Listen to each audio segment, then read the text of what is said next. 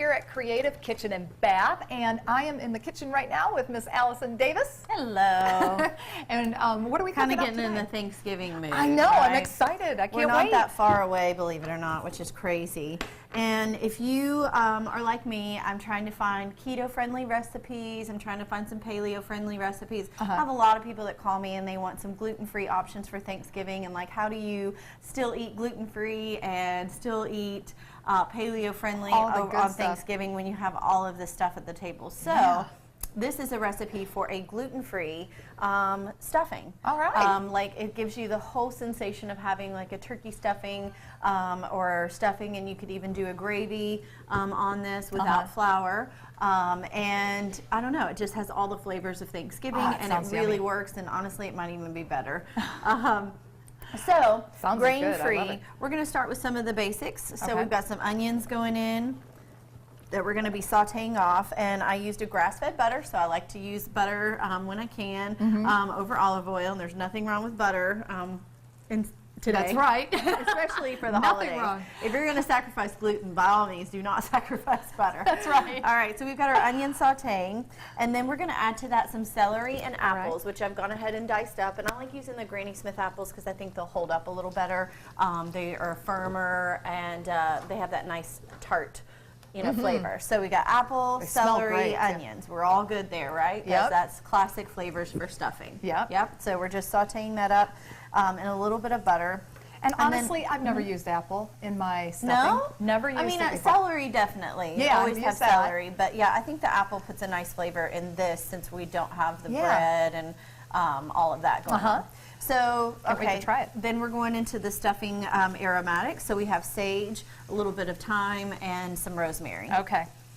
Okay, so lots of sage. That's just that's just this time of year, and that's just what I think of. It's just sage That's what she thinks about that. Yeah, so we're going to soften these up.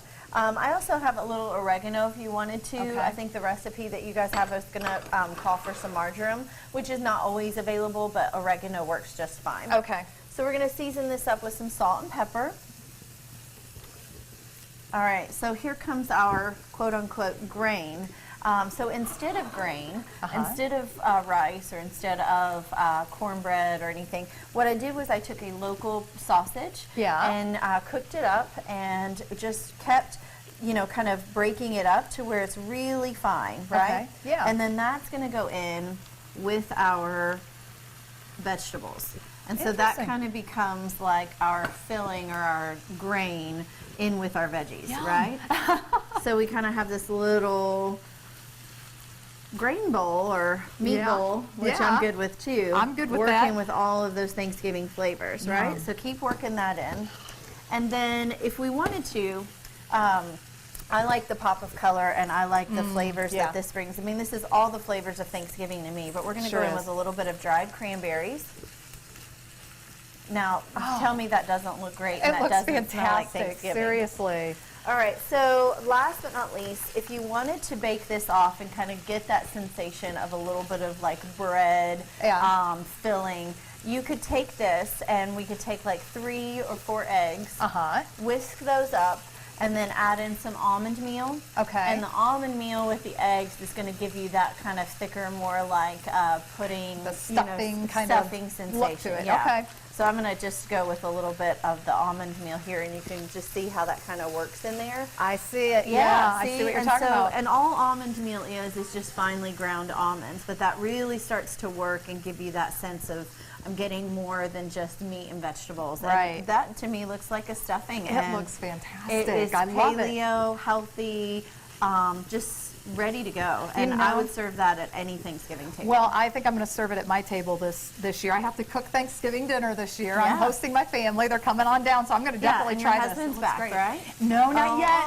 Almost. But he will be back for Thanksgiving? Yeah, he'll be back for Christmas. Okay. He's going to be back the week after Thanksgiving. So well, you'll just have to do a delayed Thanksgiving, maybe. I know.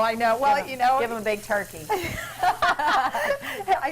He just wants his comfy bed, I think, more more than anything else at this point. So, but for this recipe and many other recipes, head over to our website at WTDQ.com/Midday Kentucky, or you can head over to Allison's website at wildtimecooking.com. And she can definitely be found on Instagram as well. At Chef Allison Davis.